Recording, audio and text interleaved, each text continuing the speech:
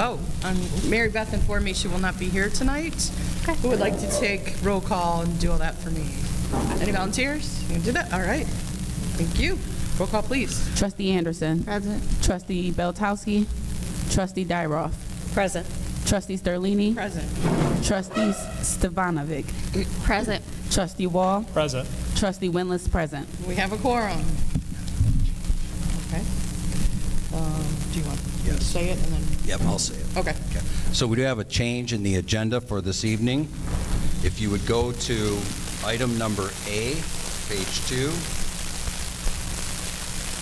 it should read, be it so resolved that the Board of Education approves the renewal of the instructional contract for grades K-5 across the district with McGraw-Hill, then strike for Party Elementary to access, because it's for all of the elementaries, okay? It's the only change.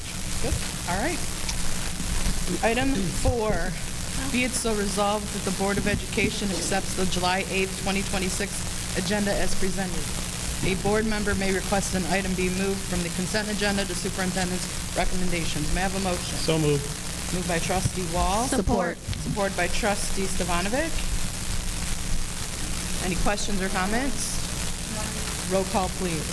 Trustee Anderson. Yes. Trustee Dyroff. Yes. Trustee Stevanovic. Yes. Trustee Wall. Yes. Trustee Winless, yes. Trustee Sterlini. Yes, motion carries. Item 5, public comment on agenda items. Do you have anyone wish to speak on agenda items only at this time? Anyone? All right. Seeing none. Item 6. Item 7, superintendent's reports. Mr. Finance. Thank you. So I do apologize. I have a little bit of a raspy voice this evening, but I do want to welcome Ron DeMuth to the table, our Director of Finance, new business manager. Welcome. So we had Ron sitting out there. We're moving him up here. I think it's awesome. So it's a great addition for the new folks that are here to the district. It's going to do a wonderful job for D7.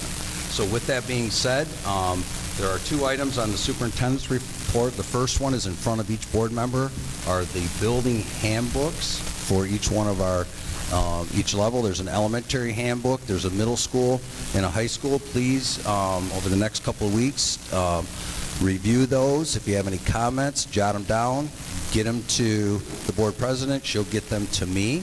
But what I think we should do this year is, as we go through this process, we can look at them and have discussion and possibly get them to a board vote for approval. We haven't done that since I've been here. I think this would be a great time to do that. So I do have those in front of you, and you can go ahead and take a look at those at your leisure over the next couple of weeks. Does that make sense? Yes. Good? Okay. Everybody good?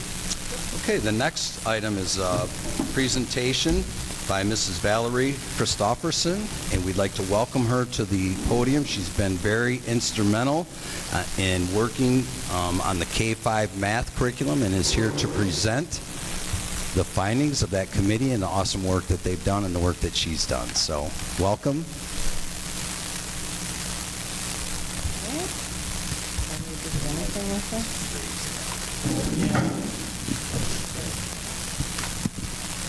Michael's coming. All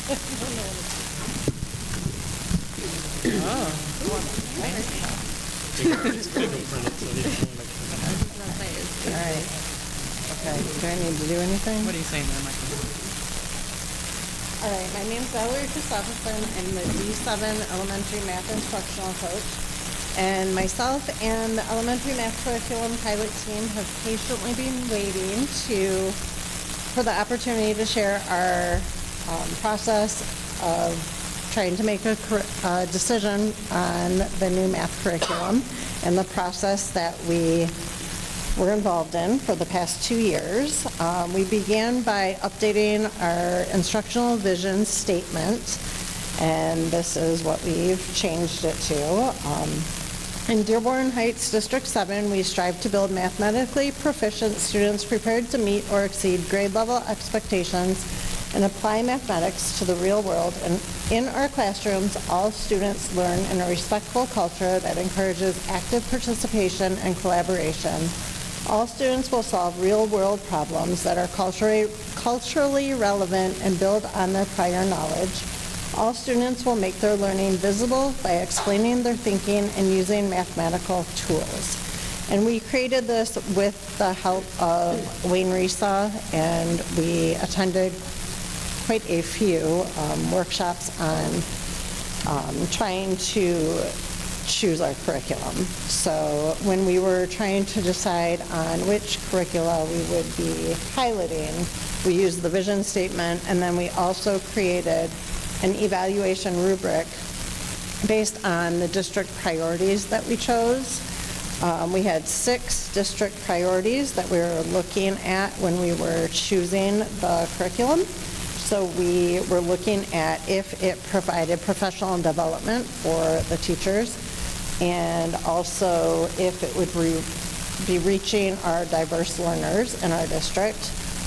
Also, if it included problem solving, manipulatives, growth and assessment tools, and online resources.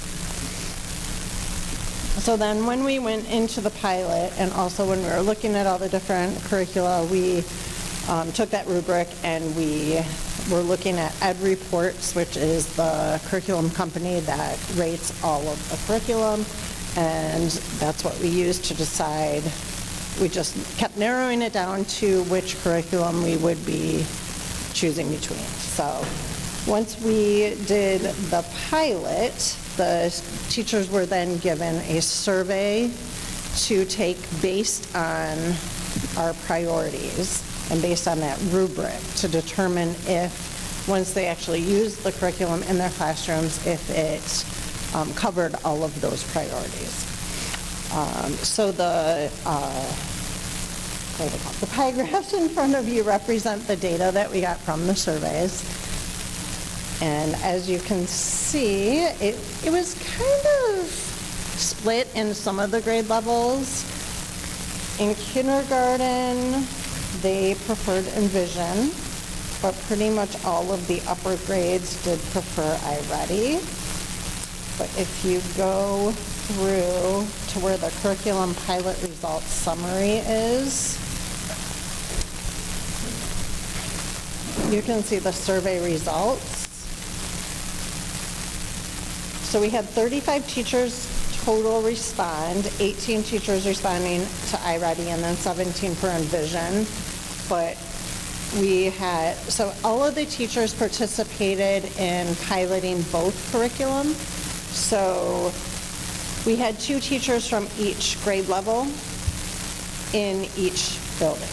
So 2 at Pardee and 2 at Bedford for each grade level, and they each piloted iReady and Envision.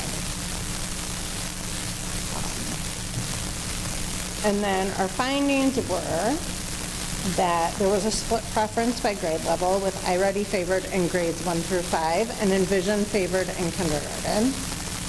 While participation between the 2 programs was nearly equal, teacher satisfaction and recommendation trends differed by grade band.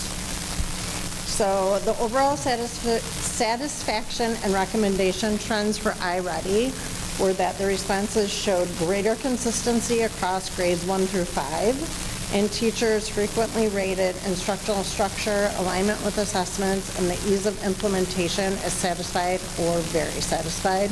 And multiple teachers stated a preference for iReady over Envision. Teachers noted improved student explanations, independence, and retention due to multi-day lessons. And then for Envision, the feedback was more variable, but very strong satisfaction in kindergarten and some early grades. And then there was mixed to negative feedback in the upper grades. And the negative feedback was mostly with assessment difficulty, pacing, and cognitive overload. And then teachers were more divided on whether they would recommend Envision school-wide. The strengths of Envision were that the student workbooks were high quality, they had strong visual models and math vocabulary, and the lessons were engaging for early learners, and they had clear teacher-led lesson structure. The kindergarten teachers consistently reported that they had high student engagement, strong conceptual understanding, and clear growth over the pilot period. And then for iReady, the identified strengths were clear scaffolded lesson design with the modeling guided lessons and then the independent lessons.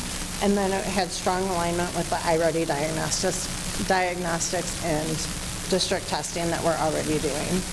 And then effective differentiation for diverse learners, predictable pacing and management preparation, increased student independence and confidence, and many teachers cited ease of use and consistency across grade levels as major advantages.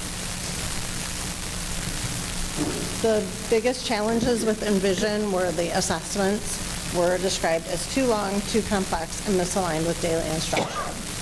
And then the online platform was also difficult to navigate and inconsistent with print materials, and grades 3 through 5 teachers reported information overload, students struggle, and frequent need to modify and supplement.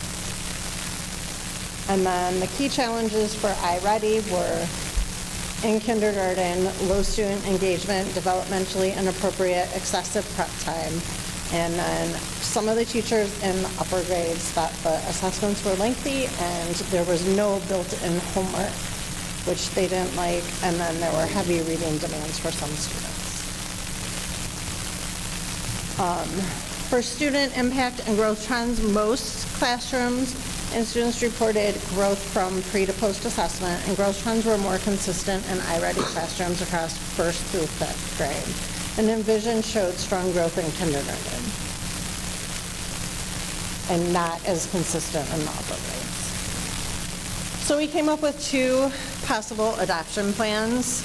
The first option was a single K through 5 adoption plan, which would be iReady for K through 5, because iReady was a higher overall satisfaction with stronger consistency across grades, clear instructional design and differentiation, but it would require additional kindergarten supports or training and possible supplemental resources for kindergarten, which is something that we didn't really want. We wanted whatever curriculum that we were choosing to not need to be supplemented, and we wanted it to be something that covered all of those points that we wanted, all of the goals for the district. So what we are recommending is a split model where kindergarten would adopt Envision, and then grades 1 through 5 would adopt iReady. It aligns the curriculum strengths to grade level needs, it reflects the teacher feedback more accurately, and it reduces the need for heavy supplementation in kindergarten. So our final recommendation based on pilot data is iReady demonstrates stronger overall satisfaction and instructional consistency across grade 1 through 5, while Envision is better aligned to kindergarten needs. So a split adoption model best reflects teacher feedback and supports instructional effectiveness across all grade levels. And I would also like to say that the original timeline for this was it was supposed to be presented in May so that we would have the materials to start the school year in the fall. And also we thought that we would have the materials before the summer so that teachers could look at them over break. So I'm hoping that this can get pushed through as quickly as possible so that we will have the materials to start the year, because that is very important, because it's not like it's a supplemental curriculum, this is math. So just something to keep in mind. Anybody have any questions? Any questions? Trustee Wall? So I got 2. First, there was 35 people that responded. Did every single one of the people that respond to the survey that you're aware of? That I am aware of. There were 18 that responded to the iReady survey and only 17 that responded on Envision. So what that is making me think is that maybe somebody didn't respond to the Envision survey. Okay. All right. That's my thinking. Okay. And then the other question I had is with the option B split model, kindergarten doing Envision and grades 1 through 5 doing iReady.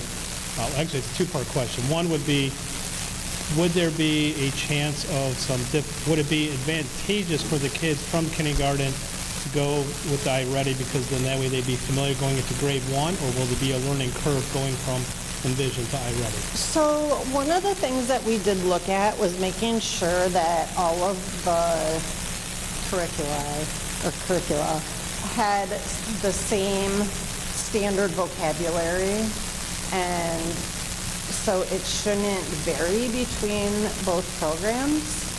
So I don't think it will make a big difference. And kindergarten is so basic and concrete that I've worked with both.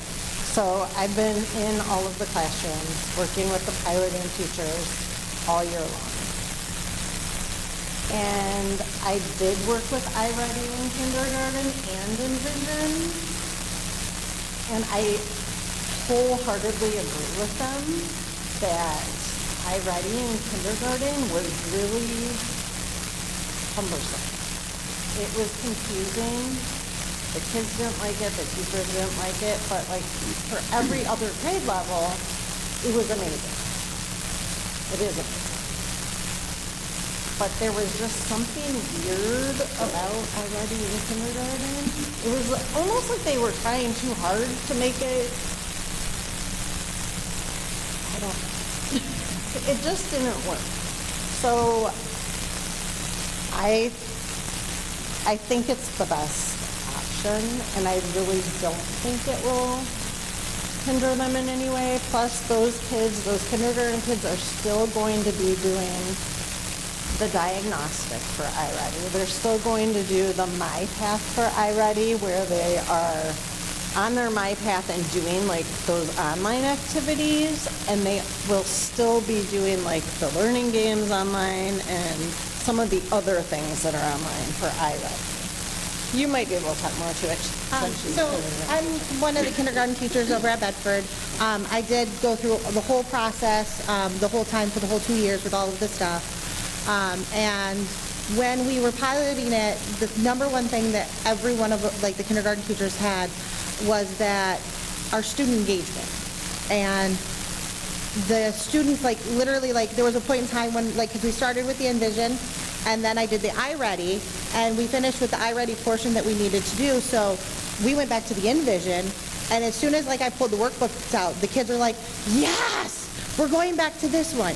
So it's really like the students were way more engaged.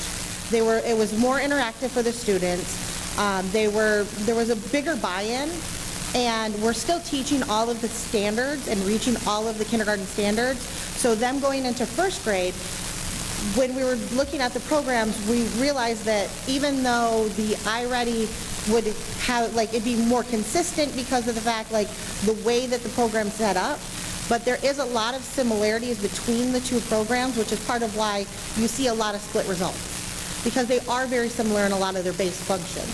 So, like, there's still that beginning part, that middle, the guided practice, and then the independent practice in every single one.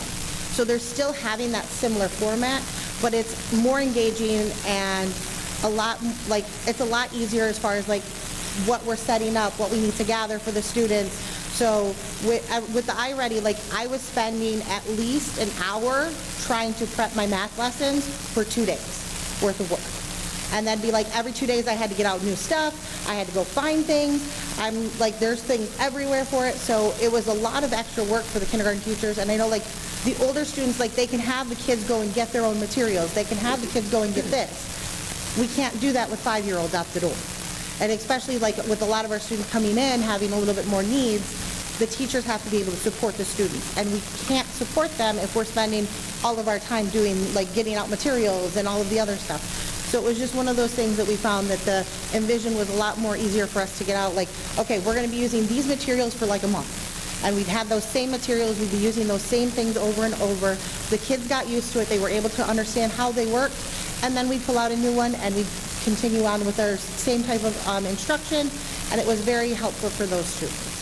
So just in general, that was where it was a big thing, and we really, like, it was one of those things, like, when they're presenting, like, we're hearing all the other teachers say, like, oh, Envision's are iReady so great, iReady so great, and we're like, please no. So if we can split, it would really benefit our students better. One of the things we said is we thought that if we did the iReady, that our students going into first grade would have no foundation. iReady didn't give that basic instruction. Like, I think, like, even iReady, it started teaching numbers in, like, January. If we're waiting to January to teach the kids the number 1, they're not going to be able to count to 100 by the end of the year. So it's one of those things that's like, we need to start them out with those numbers. We need to start them out with seeing those and addition and subtraction and all of those pieces that are basic. And Envision did a great job at that. So it just really, really helped those students better. Does that help? Yeah, thank you. Okay. Thank you. Anyone else? Trustee Salinger?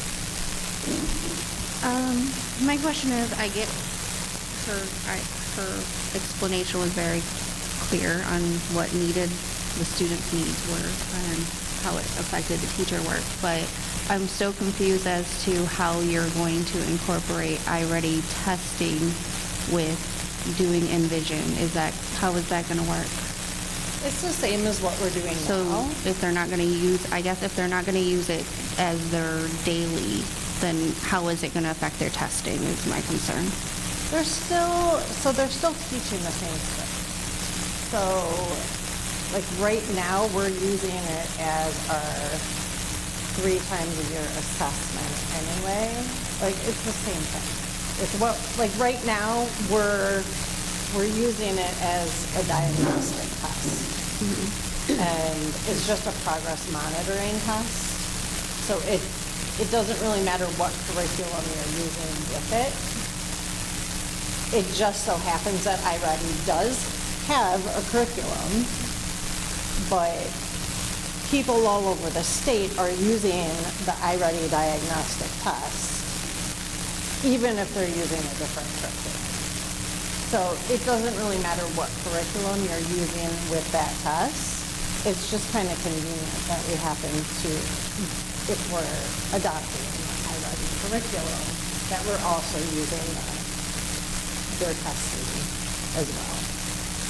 Because we already have it right there, and kids are used to it and used to that online platform and already know how to log in and do all of the things. And then I just wanted to add the iReady diagnostic is similar to like NWEA. So it tests the kids where they're at, not necessarily where we're at in the curriculum. So like, it doesn't look at, in 5th grade we teach volume and all that to start. The middle of the year diagnostic doesn't focus on volume. If the kid tests at a 4th grade level, that's where it's going to keep them, and it adapts as they go. So curriculum doesn't necessarily align with the topics that they're being tested on. The kids are being tested on the topics at their level. So if they're at like a 2nd grade level, they're getting those level questions. Even if they're in 3rd or 4th grade, they're getting those level questions. It's an adaptive test. So it finds a sweet spot. And then that's where it tells me at the end, like when they take it at the beginning of the year, I get a report from iReady that says these kids are at 5th grade level. These kids are late 4th grade, mid 4th grade. And so the MyPath uses their lessons to fill that in. And then we can continue to teach the 5th grade level stuff. And that's what the assessments are for within iReady, to test the actual standards that we're doing at the time. Does that make sense? Yep. Thank you. Trustee Willis?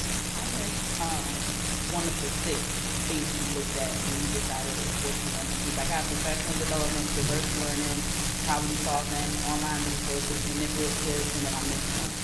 Well, it's manipulatives, growth and assessment. Yeah.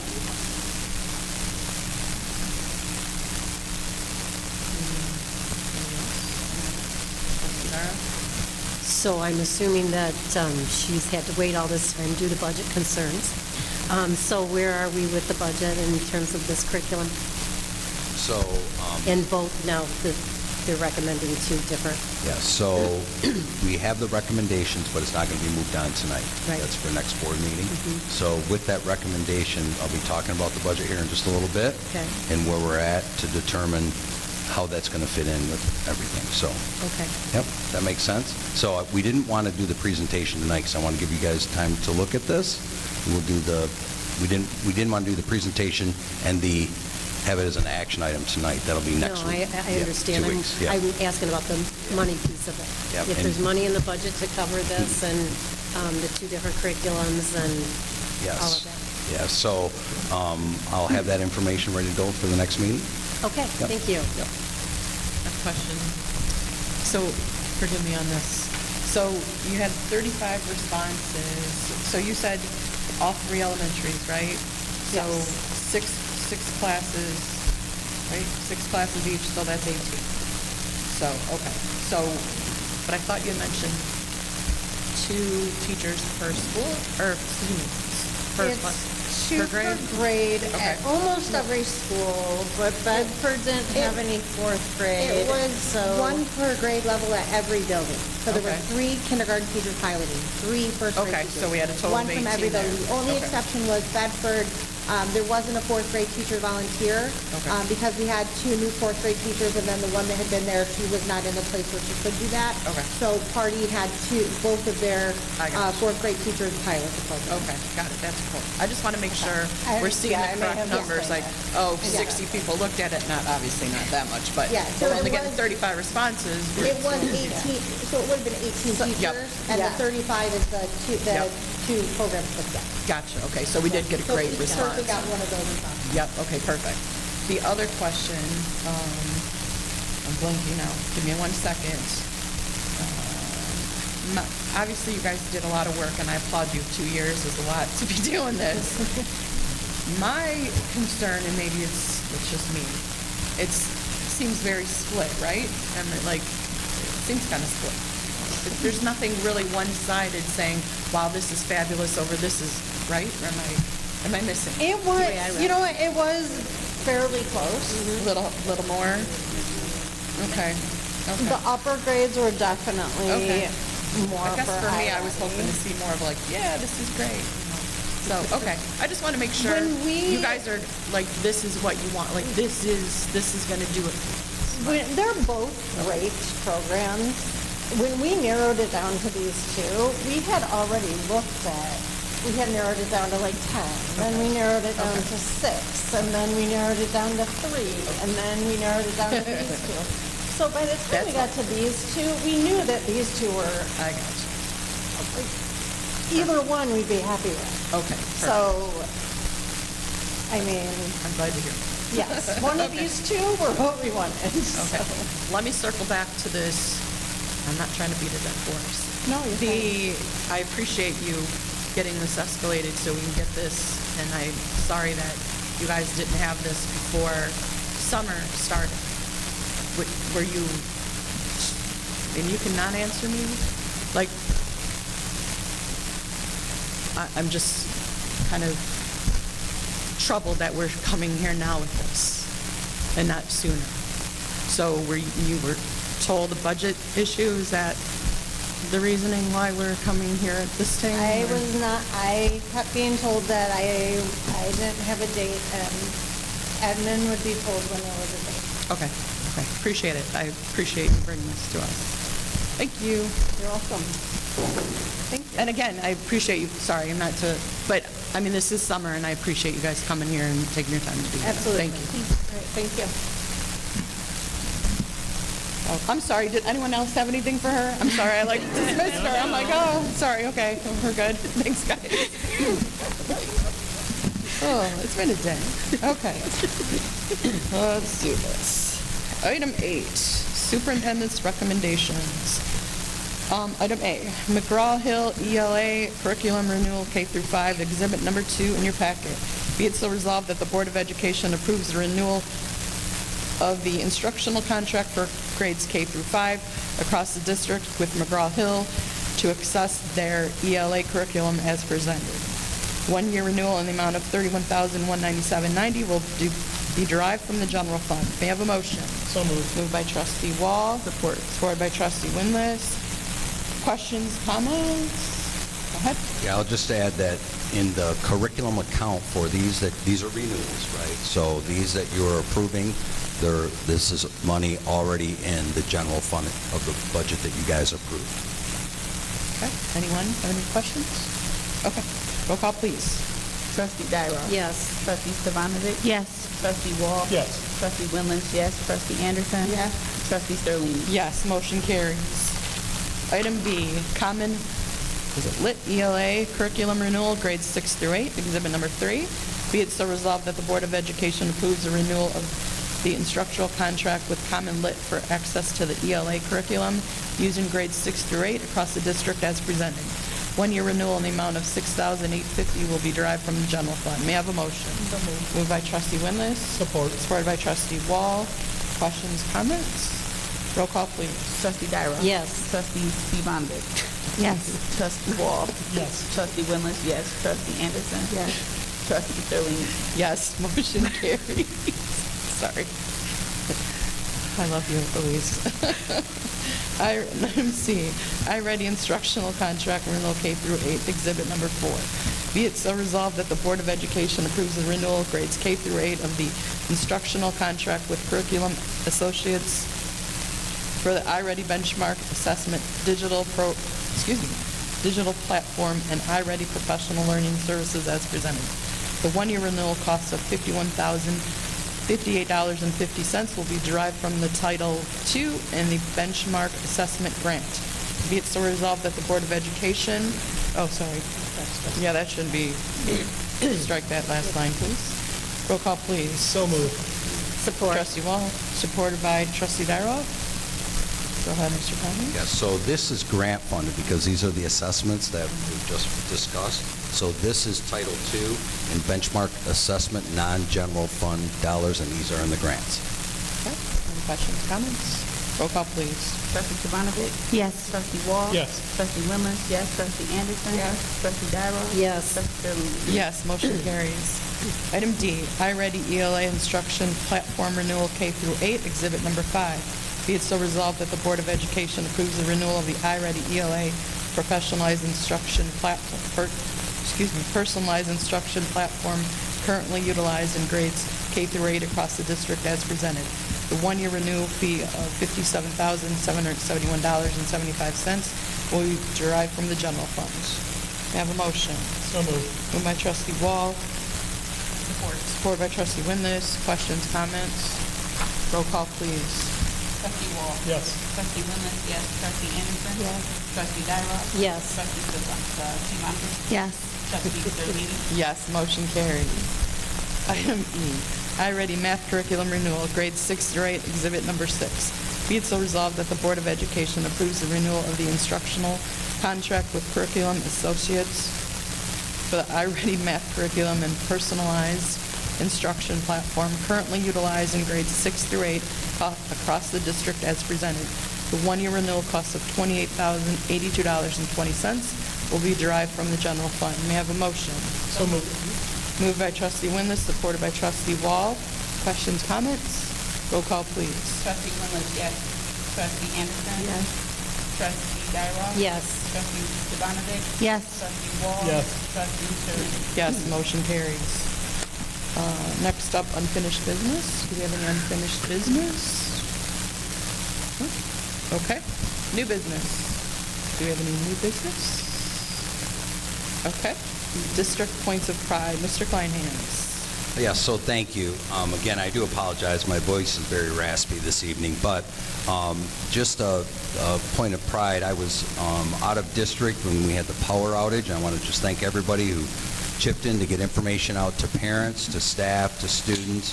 As you know, we lost power at the high school. When you lose power at the high school, it takes down all of the phones and all the computer systems across all of our buildings.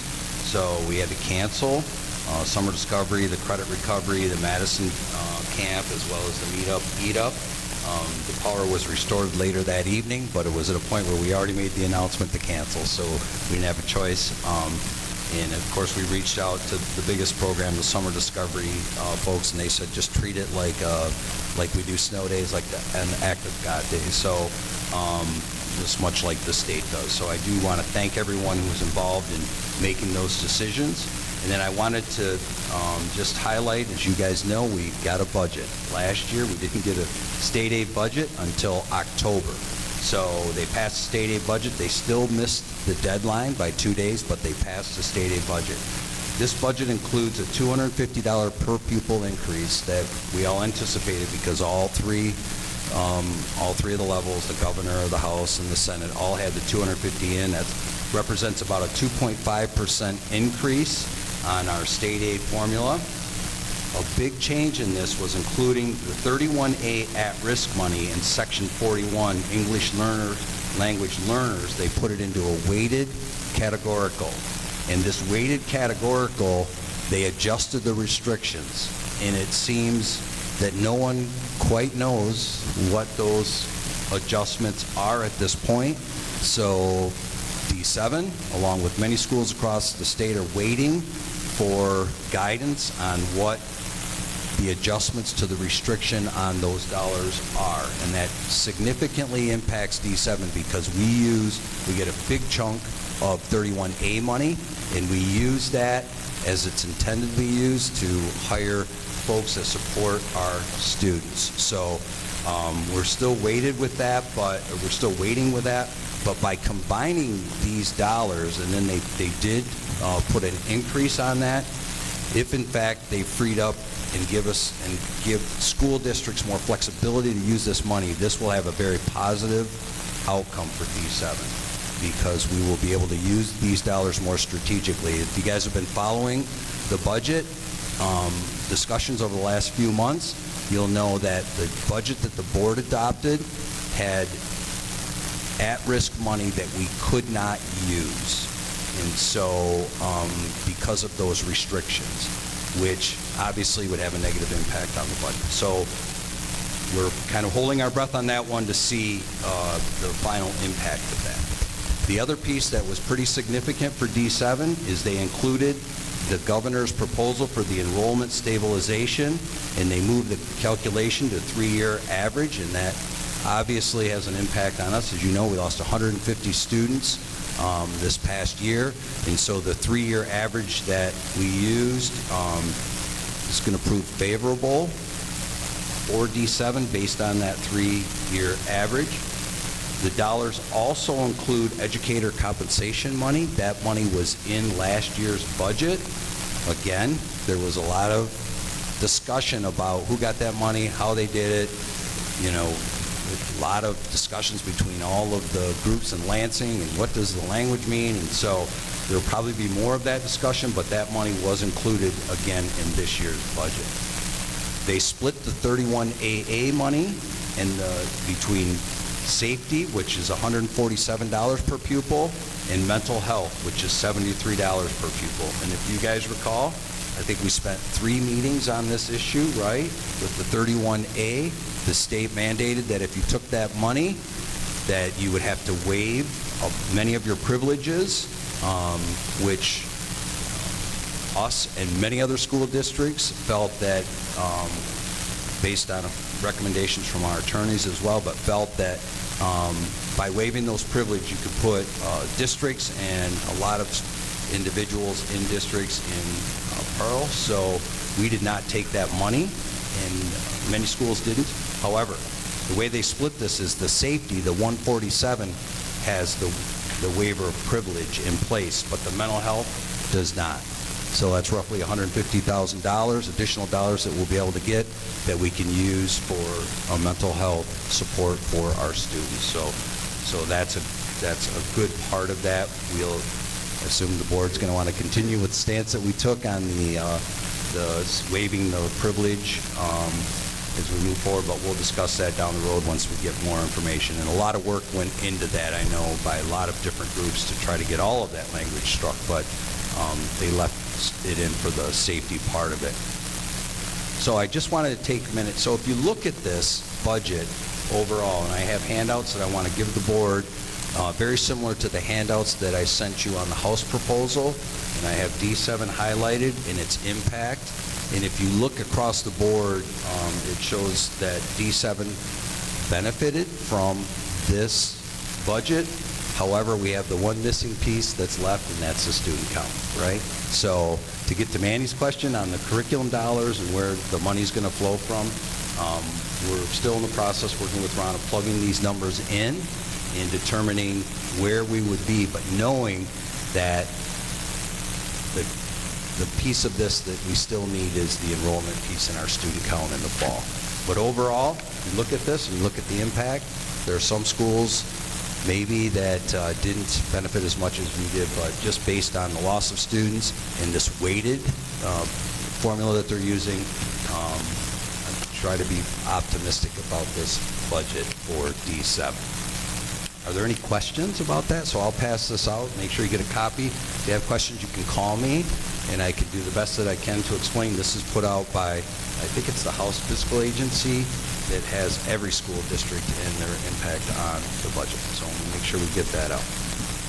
Any questions on the budget? I did sit in on a MSBO presentation from your group, from the School Board Association's group. There were about 400 of us on an overview of the budget, and they had a gentleman from the Michigan Association of School Business Officials going through all of the information. So they're still processing it. The school board's still processing it. I'm sure MASA, our group, still processing it to determine, what are some of these language issues, and can we get clarity on them so that we can finalize our plans for opening school in the fall. But overall, I was especially happy about the enrollment stabilization dollars. It actually has D7 getting more than what I projected in the budget that you guys approved. So I was quite pleased about that. And it was formula-based, so I went low, but significant increase in dollars there. So overall, that's a good thing. Questions? Okay. The EnviroClean contract. So we did get a contract back from EnviroClean, and we discussed it at the board meeting about having people available all day and changing the shifts around. They sent me a contract that increased that budget by about $9,000. However, I didn't want to share it with the board yet because I have not discussed it with them. So we have a Teams meeting tomorrow. There's some things in there that didn't quite make sense to me that I need clarification before I'm prepared to bring that contract back to this board. So we are meeting tomorrow with those folks. Pat's going to be involved as well. I need some more clarification on what their plan is with this, because I think that they made some moves in there that I just need to get clarified. So I appreciate your patience on that. The cleaning schedule that they're on now stays on until the start of school, so there's no immediate rush to get that. But we want to make sure that we're all clear on what it is we're approving and what it is we're going to do moving forward. The next thing that I have is just a reminder about the Board of Education positions, 3 full-term positions. They expire 12/31/2030. The election is November 3rd. However, the deadline for filing is Tuesday, July 21st at 4 o'clock.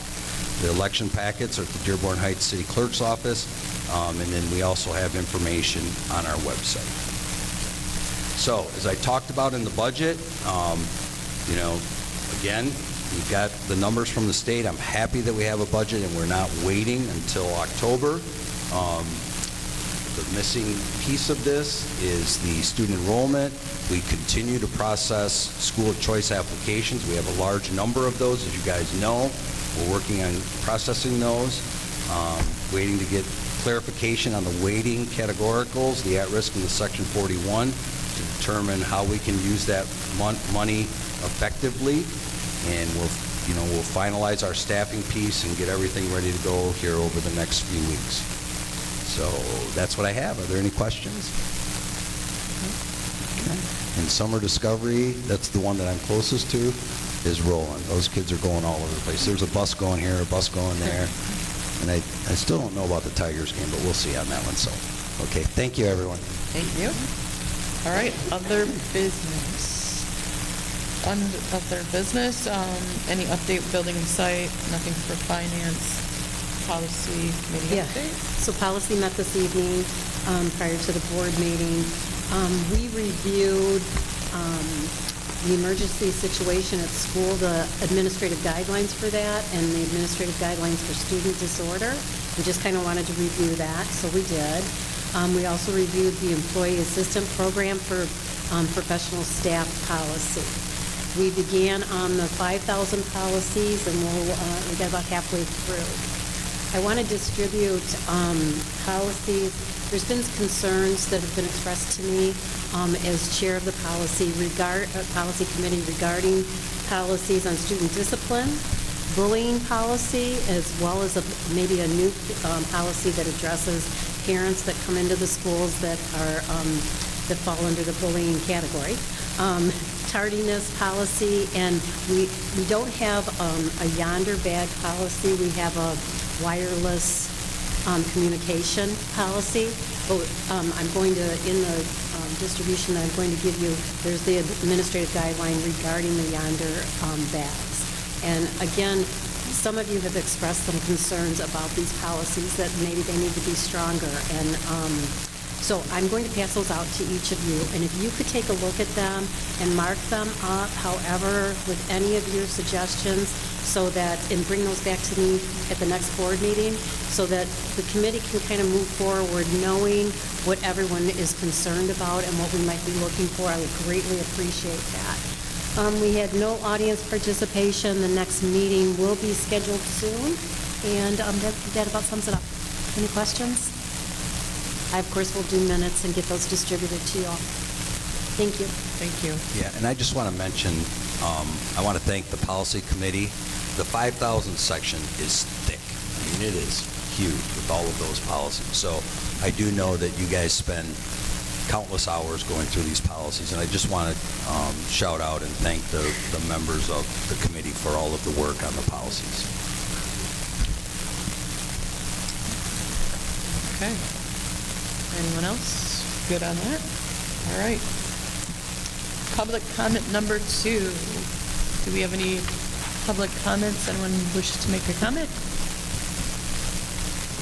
So we have some new faces, so I'm just going to remind everyone, when you come up, state your name, affiliation. If you have any questions, if they're written down, just leave them in the basket, and they'll be gathered at the end. You might ask us questions in your comments. Note that they might not be answered, and that's why you're going to write them down, and we'll get the answers to you later, if we are able to. All right? Did I miss anything? Okay, go ahead. Okay, so State your name and affiliation. Sarah Short, parent. Okay. I have been involved in this district since 1994, so that's a little while at least, because we'd say the 1900s. I would like to start by asking how we can financially improve our district. And I'm asking this because the transparency is lacking with all the changes happening within our district. The only public mention of any of this briefly and minimally was addressed in the newsletter sent out via email 2 weeks ago. I've tried to find answers as a parent on my own, and unfortunately for me, the latest registers available are from 2023 and 2024. The final budgets for 24 and 25 have not been posted, and the latest financial audit was posted in May of 2024. What I was able to find is that the total funds for the end of 24-25 school year was around $12 million. The projection for the end of 25-26 is $8 million, which leaves us with a $4 million difference with nothing to show on paper that it was used for. We also have a millage, which I was unable to find information on what that will be used for as well. If we are in such a struggle, have we applied for grants? And if so, which ones? How much was the ESSER fund? And did we plan ahead to attempt to soften this impact that is having on our district now that we have run out of those funds? With the extra $250 per student coming in this year, will that be enough to make a difference? I would also like some clarifications on the listings I found in the expenditure documents, which are very vague and descriptive. Added needs was made out to be $7.5 million. no description of what those added needs are, as well as, quote, other central support at $1.16 million, other financing uses at $1.7 million in 2024, and reduced to just $35,000 in 2025. And there's no definitional difference between general admission and school admission, which from general admission to school admission is about a 100% jump. We are letting go of some incredible teachers, principals, parapros, directors, lunch breakfast staff, and more, and we already don't have a truancy officer. All of which seems to be hushed and hidden while simultaneously promoting underqualified individuals and demoting those that are more than qualified.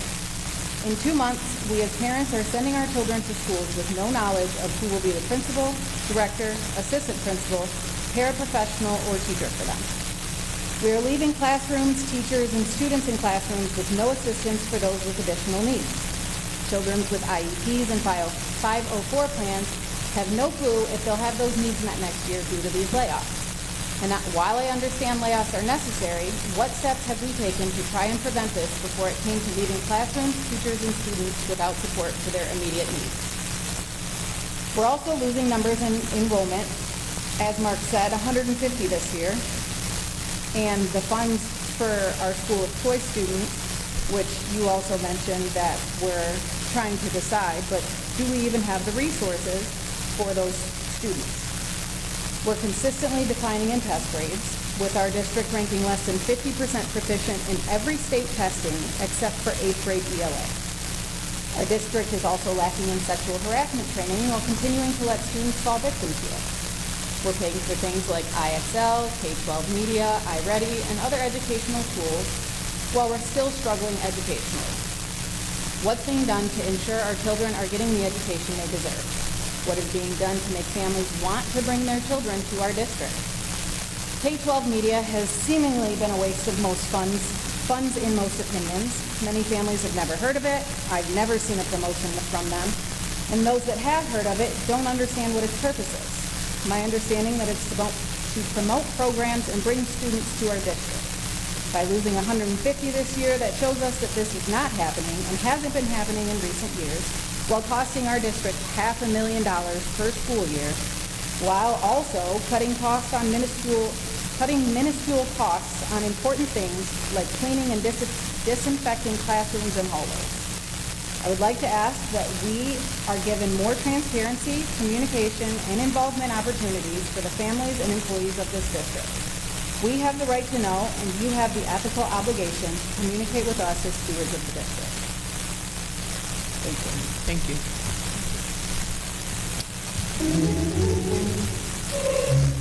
Anyone else like to make a public comment?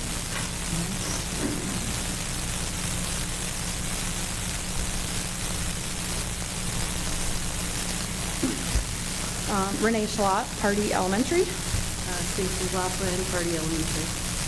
Good evening, Mr. Kleinhans and members of the board. We would like to ask for clarity and consistency regarding recent administrative staffing decisions. When reduction in force and pink slips were issued, staff were told that if positions became available, qualified employees would be recalled whenever possible. Based on the information shared with staff, that does not appear to be happening in this situation. A qualified administrator with effective evaluations is reportedly being passed over for an available position while the district restructures assignments and considers outside hiring. If the contract and recall process are meant to protect employees and ensure fair treatment, why are those provisions not being followed here?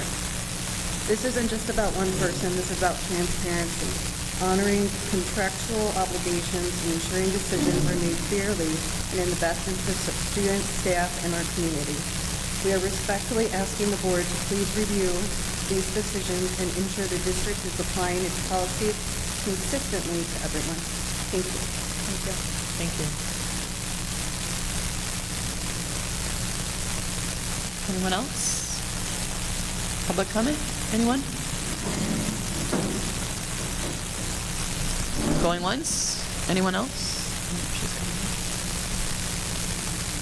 Okay. All right. Seeing none? All right. We have no kudos today. So next up is adjournment. Be it so resolved that the Board of Education adjourns the meeting at 7:56 PM. May I have a motion? So moved. Moved by trustee Winless. Support. Support by trustee Anderson. Roll call, please. Trustee Anderson. Yes. Trustee Guybroth. Yes. Trustee Stefanovic. Yes. Trustee Wall. Yes. Trustee Winless. Yes. Trustee Serlini. Yes, motion carries. Have a good night, everyone. Thank you for coming.